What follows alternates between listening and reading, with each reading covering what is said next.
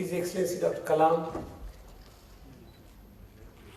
one of my godfathers in the International Association of Rural Medicine, Professor Bloom Ho Kim, my colleagues, Vice President Professor Hanik,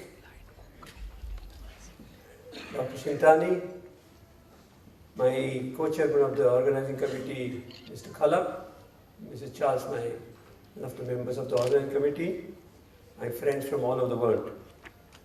Today, I feel very, very honored and humbled to welcome our beloved teacher, philosopher, guide, and visionary, Dr. APJ Abdul Kalam, who accepted readily to inaugurate this important function and also gave a keynote address. Dr. Kalam needs no introduction. For me, he's a person who gave hope to India and his vision, how and what should be done in the country.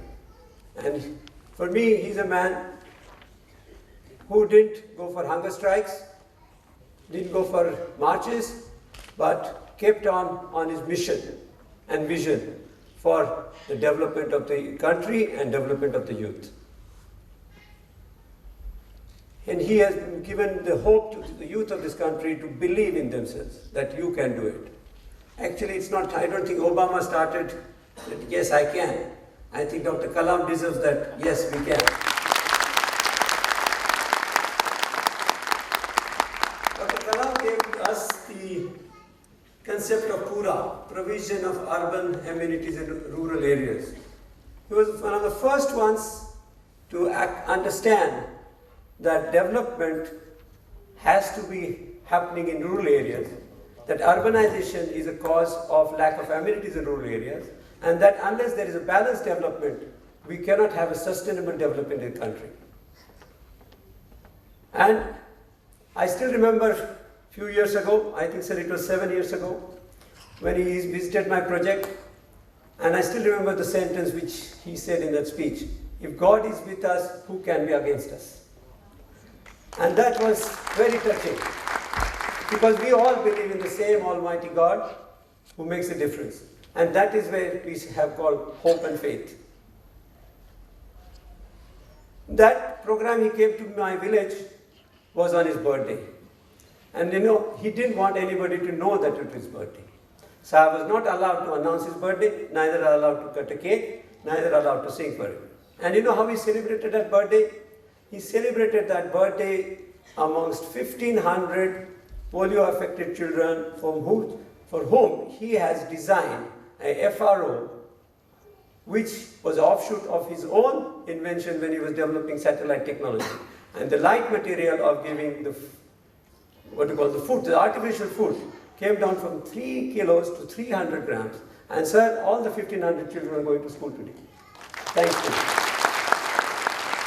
And one of his mission has been to give as many children the food, and I think he has already crossed 5 lakhs or something across the country. So here is a man who believes that given a hope, you can do it.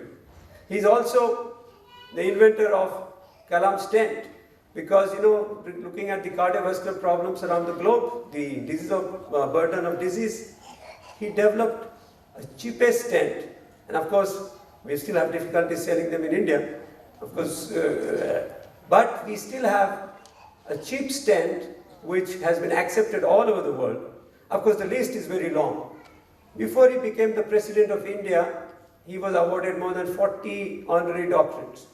And mind you, when he became the President, he refused to accept a single doctorate. And that shows the greatness of our guest. I'm very happy to welcome all my fellow brothers and sisters in arms who believe in the cause of rural health and medicine and who have traveled from all over the world. Today we have representatives from 25 countries for this conference, and who would like to participate and share their experiences and concerns. Sir, we host this conference every 4 years in a different continent. This is the 18th conference. And last 4 years ago, we held this conference in Cartagena in Colombia in South America. We are now facing too many challenges, and the world is becoming more and more dynamic than before. The world is actually becoming a village because the line dividing between the rural and urban is getting diffused. And any action taken by any population, by any society, anywhere in the world, affects all other societies and populations in some way or the other. Maybe small, maybe bigger. And so, we are no longer isolated or insulated from what happens in this economically dynamic world, because we are all governed by economics. And who get most affected are the rural poor, and in general, and women and children in particular. Now the diseases do not follow a national boundary. The diseases cross those boundaries, and they have actually pulled down the man-made geographical boundaries. And so, we have to think of universal access to healthcare. The burden of disease and the disability-adjusted life years has now changed its character. And now more of cardiovascular problems, psychiatric problems, cancers and trauma are heading the list in the first four. We are actually facing a paradox here, because 2/3 of the population is still facing challenges of combating with communicable diseases, with lack of drinking water, sanitation, and other communicable diseases, and people are still fighting for survival because of incomes. And added to this burden, we have man-made problems. We have antibiotic resistance, global warming problems, changing weather patterns, and now the re-emergence of past diseases. The cost of treatments have gone up, and the poor people in the poor countries are getting poorer, which is adding to the problems of lower incomes and lower productivity. The problem of non-availability of skilled manpower in remote and rural areas has added to these additional problems.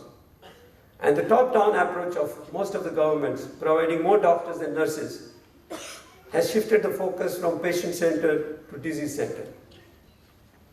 So with all these problems at hand, and on the other hand, as I said, economically dynamic world, 90% of the research is going towards 10% of the diseases, and 10% of the expenditure is spent on 90% of diseases, because we are ruled by economy.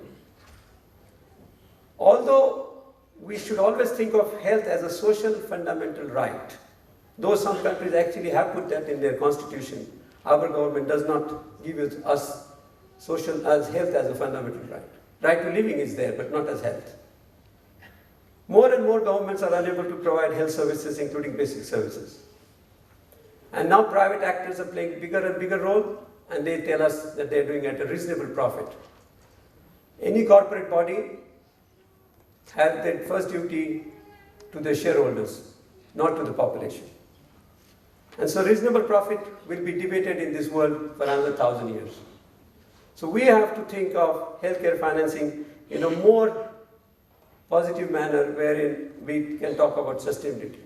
So that is one of the major issue of financing which will be dealt with in this conference, and we felt that the theme of challenges for health in the global village should be addressed now. And I'm happy to tell you that the National Rural Health Mission of India came out of the conference I had in Loni.